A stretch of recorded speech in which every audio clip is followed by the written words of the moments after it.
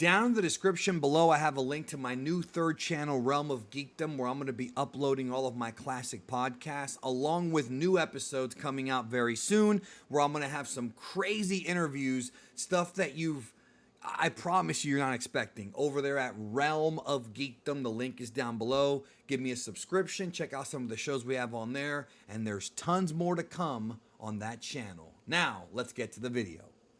Spider-Man Across the Spider-Verse is the most anticipated movie, or at least my most anticipated movie of 2023. Because Spider-Man Into the Spider-Verse was such a beloved, people love this movie, and I love that movie. And so when a sequel was announced a few years ago, everybody was losing it. Well, now that sequel's become two sequels, as we have Into the Spider-Verse, then we have Across the Spider-Verse, and then finally Beyond the Spider-Verse, which I believe is coming out next year. But today let's talk about Across the Spider-Verse. This is my non-spoiler review of the film. I'm just going to give you my thoughts on the movie, discuss the directing, discuss the characters without going into any of the surprises. And trust me, there are a lot of surprises. There were many aspects of this film that mirrored what happened in the Flash movie that I reviewed just last week. And what I mean by that is it's not that the same thing happened, because the same thing did not happen. This movie was not a time travel movie.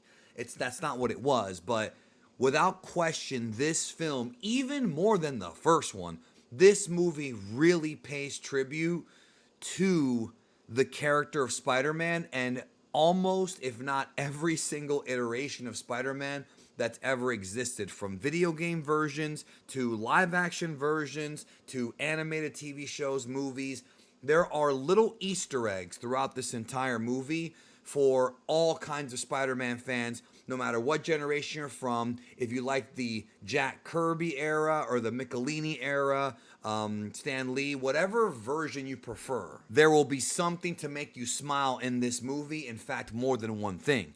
And one thing I want to quickly get into real quick about this movie is this film proves once again that you can do fan service and not sacrifice a good story and good characters for the fan service. This film was able to perfectly balance out great fan service, great Easter eggs. There's a couple scenes in this film where you're going to have to literally pause the movie. And obviously not now when it comes out on home video or streaming. You're going to have to pause the film and freeze frame it to see all the little things, all the references to other Spider-Man lore and Spider-Man's history. And there's just so much here to unpack. So the movie's definitely going to require multiple viewings, but even if you go see it multiple times, you're going to still have to freeze it, because it's just too much. It's too much for the eye to see upon first viewing, and that is not a complaint.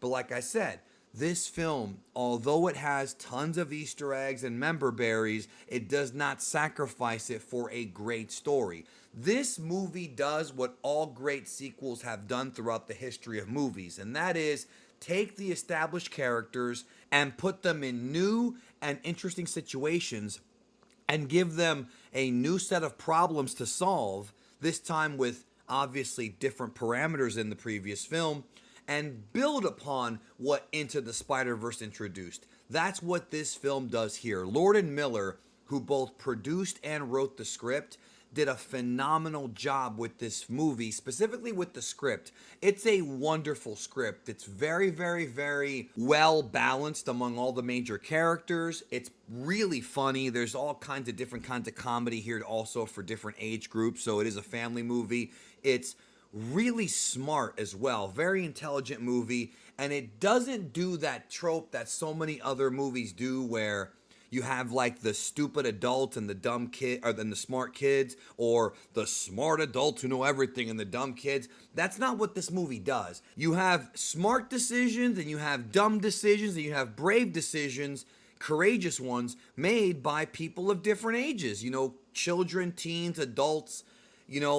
It's very well balanced, and it does not insult your intelligence. And to me, that's really high praise, because one of the things that's going to piss me off about this, and it's not about the movie, it's the fact that I'm really tired of there being a group of film fans. I'm really tired of there being a group of people who are people who cover movies and discuss them who don't give animation its fair shake. Like I said in my video yesterday, there have been so many animated films that have come out in the past 50 years, if not more, that rival live action cinema, whether it be in the effects and in the choreography department of certain sequences, whether it be in action, whether it be in just the way characters emote. We have moved far beyond what animation was, over 100 years ago. We're way past that now. We've gotten to the point now where animation, especially in this film, can make characters look and behave like real people do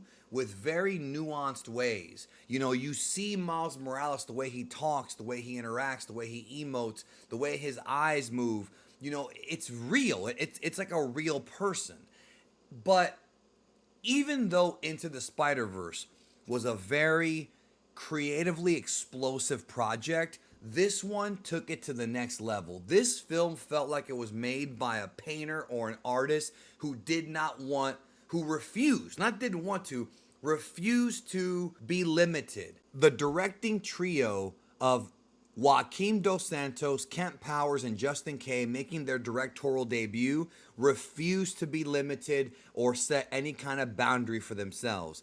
If they could go beyond just an animated movie, they went beyond an animated movie. Remember how I told you earlier that there are Easter eggs to various different video games, live action Spider-Man, and even comic book stuff? Well, there's a lot more of it than you realize, especially right around the middle part. The film is kind of structured in a way to where they give it just enough time to get us caught up with the characters of Miles and Gwen early on before we actually get into the Spider-Verse stuff, no pun intended. So they give us plenty of time to sort of pick up on that, see where they've been, what issues they're struggling with, which are very similar, and really tell us that they do miss each other from the first movie. And of course, as fate would have it, here we go again. Something happens to land in their lap, and we have a new adventure to go. I do want to give a shout out. Haley Steinfeld and Shameik Moore once again do a great job as Miles Morales and Gwen Stacy. But to me, the two voice actors that really, I think, nailed it in this movie to a new level, I gotta talk about Oscar Isaac portraying Spider-Man 2099. What a phenomenal performance. I mean, you can tell it's Oscar Isaac. I'm not going to say you can't tell, but it's Oscar Isaac, bro. He's good in everything. He's going to be good here. But the one that I really loved, my number one favorite was Jason Schwartzman as the Spot. The Spot was the perfect villain for this film. And to be honest, the Spot is kind of perfect for the multiverse. And what I find interesting is that I remember reading that the original main villain for this movie was not the Spot. And it took basically Avi Arad to convince Lord and Miller to make him the villain. And he is so funny. All his scenes are a joy to watch. The first scene in this movie is hilarious. Like, they do obviously go much more on the comedic route in this movie than some of the live action Spider-Man films did, but you still have that emotion there. The film does go into the relationships between Gwen and Miles, not just with each other, with the rest of the Spider-Men, the Spider Squadron, as well as their relationships with their own sort of parental figures in their life, and how that relates to what happened with the Prowler in the first movie, what happened with Peter and Uncle Ben, and various other multiverses. And it's sort of all tied together to where every person who has donned the spider suit has been through some form of pain. And that bonds people, and that certainly bonds the Spider characters, all of them. There are so many characters in this movie. There's characters that have made one-off appearances. There's characters that have been in other forms of media. Again, I don't want to spoil who appears, but it's a lot. There were some that really caught me off guard. Like, there's some you heard about, the rumors, this and that. But then there were some where I was like, whoa, like I was not expecting that. But it was a good Easter egg. It it didn't replace the emotion. And the reality is, this movie has a ton of emotion.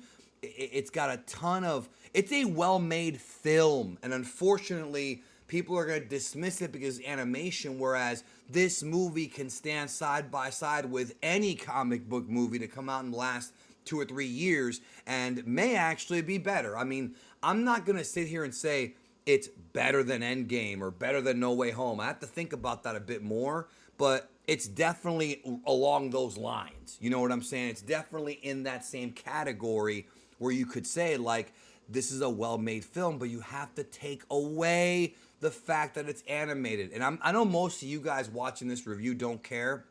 Most of you guys watching this are people who watch animated and live action. I know that because it's my audience, but you wouldn't believe how many people out there, oh, it's just a cartoon. Like, it's freaking the 70s still. You know what I mean? Like, it's just, it's mind-blowing because they're missing what I consider to be a phenomenal piece of art with this movie. This movie is art, not just visually. The soundtrack is phenomenal. The choices for music in this movie, just really good stuff. Brought me back to my childhood with some of my favorite songs that I hadn't heard in a very long time, and even from before I was even born, many of us. And some of the guest voice actors are going to really put a smile on your face, because there were some that I was not expecting and that have existed throughout the history of Spider-Man's existence, and they got love here.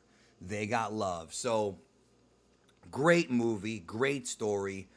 I can't even think of a flaw, to be honest, about this movie. Like, I can't. Like, it did everything right. You know, there was nothing I can really think of that. It's not perfect. I mean, I'm sure that you could probably trim stuff here and there and add stuff here and there, but for what it was, maybe I would have liked to have seen more with the Spider Squadron, because obviously you want to see more of those characters, more of the interactions. But remember, this movie is part 2 of 3, and there is a cliffhanger. But I'm letting you know now, there is not a post-credit scene, and the mid-credit is only a teaser, which is not a teaser. It's the logo for Beyond the Spider-Verse. So if you've already seen that logo and you don't care about waiting for it, just leave when the credits roll, because there's nothing else after. You have my word. I'll be going more in depth about a lot of this in the spoiler review, but for now, thank you for watching. Leave a like. Let me know what you thought if you've seen it already, and I'll see y'all in the spoiler video soon.